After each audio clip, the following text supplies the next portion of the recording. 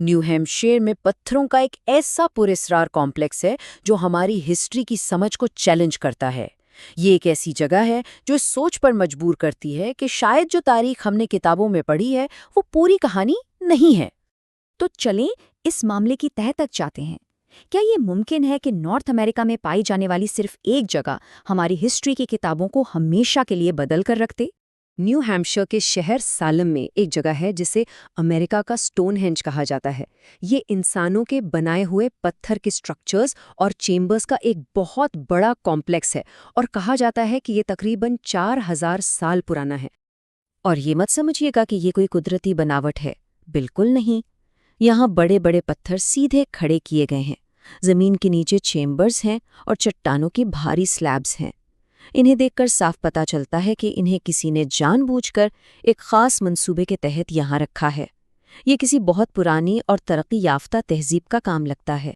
लेकिन बात सिर्फ पत्थरों के ढेर की नहीं है, ये इससे कई बढ़कर है। ये एक बहुत ही पेचीदा एस्ट्रोनॉमिकल कैलेंडर है, यानी पत्थरों से बनी हुई एक घड़ी।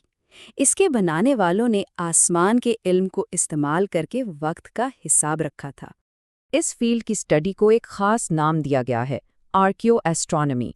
ये इस बात का मुताला है कि कदीम लोग आसमानी अजसाम यानी सूरज, चांद और सितारों को कैसे समझते थे और अपने बिल्डिंग्स और स्ट्रक्चर्स में उनके इल्म को कैसे इस्तेमाल करते थे।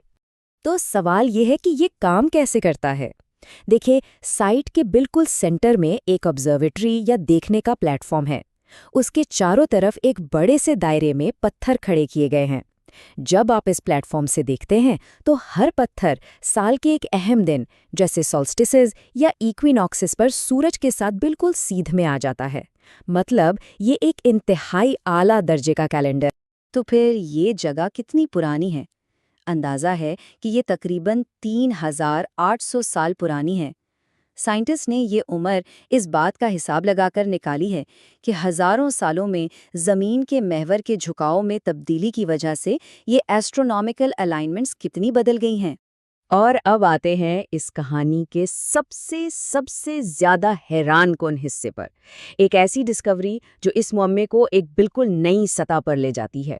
एक ऐसी लकीर जो दो अलग अलग दुनियाओं को आपस में जोड़ती है। ये राज खुला कैसे? हैरत की बात है कि एक बहुत ही मॉडर्न टूल की मदद से, गूगल अर्थ, रिसर्चर्स ने इसका इस्तेमाल किया और समर सॉल्स्टिस पर सूरज निकलने की सीध को पूरी दुनिया में ट्रेस किया। और जब इस लाइन को ट्रेस किया गया तो जो सामने आया वो यकीनन नाकाबिले यकीन था। ये लाइन अमेरिका के स्टोनहेंज से शुरू होती है, अटलांटिक ओशन को क्रॉस करती है और सीधा इंग्लैंड के मशहूर ज़माना स्टोनहेंज से जा मिलती है। सिर्फ मिलती ही नहीं, बल्कि उसके मरकजी ट्रिलिथॉन यानी 3 पत्थरों से बने गेट के बीच से गुजरती है। ये एक हैरत अंगीज हद तक आला अलाइनमेंट है। लेकिन ठहरें, कहानी यहाँ ख़त्म नहीं हुई। अगर ये लकीर इंग्लैंड के स्टोनहेंज से भी आगे जाती है तो इसका आखिरी सिरा कहाँ है? यह लकीर यूरोप और मेडिटरेनियन समंदर को उबूर करती हुई सीधी जाकर रुकती है एक ख़ास जगह पर, लेबनान के शहर बैरूत में, जो कदीम फिनीशियन तहजीब का मरकज़ था। और बैरूत का नाम आते ही एक नया नज़रिया सामने आ गया।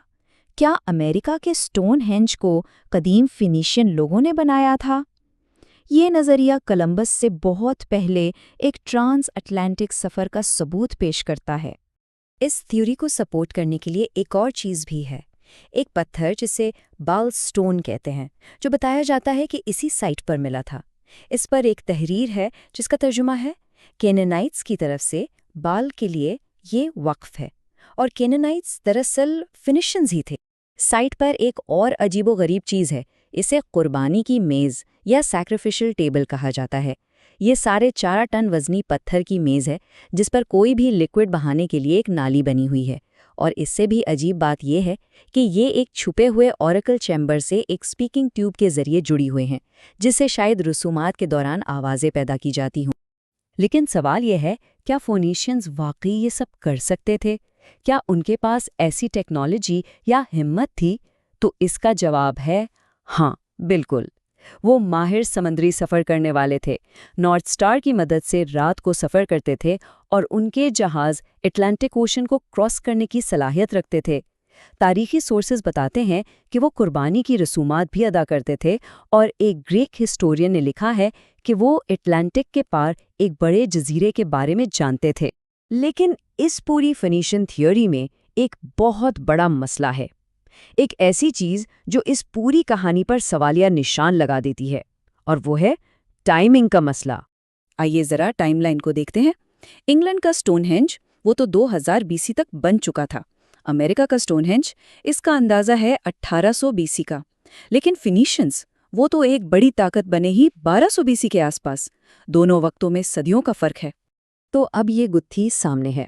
ایک طرف تو وہ زبردست لائن ہے جو نیو ہیمپشائر، سٹون ہینج اور فینیشیا تینوں کو جوڑتی ہے، لیکن دوسری طرف وقت کا حساب ہے جو کہتا ہے کہ سٹون ہینج تو فینیشینز کے سامنے آنے سے تقریباً 800 سال پہلے ہی تیار تھا، وہ اس کی تعمیر میں شامل کیسے ہو سکتے تھے؟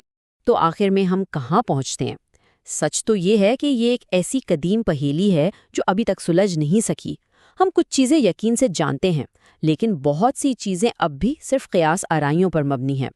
تو چلیے اس پوری بحث سے جو اہم باتیں سامنے آئی ہیں ان پر ایک نظر ڈالتے ہیں۔ امریکہ کا سٹون ہینج ایک حقیقی قدیم ایسٹرونومیکل سائٹ ہے۔ ایک بالکل اعلیٰ الائنمنٹ اسے انگلینڈ کے سٹون ہینج سے جوڑتی ہے۔